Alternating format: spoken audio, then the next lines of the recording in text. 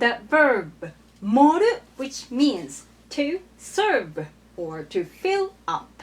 Nowadays, this verb is used as to exaggerate, to decorate. So, 盛った can mean decorated, exaggerated.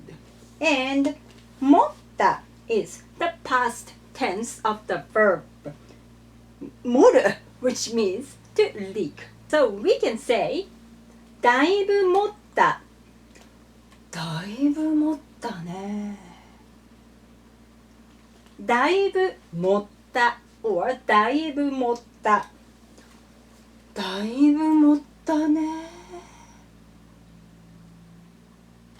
水がだいぶ盛った。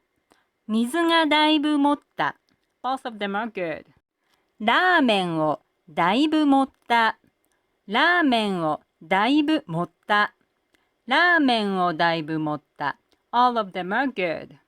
髪をだいぶ盛った。髪をだいぶ盛った。髪をだいぶ盛った。All of them are good. 話をだいぶ盛った。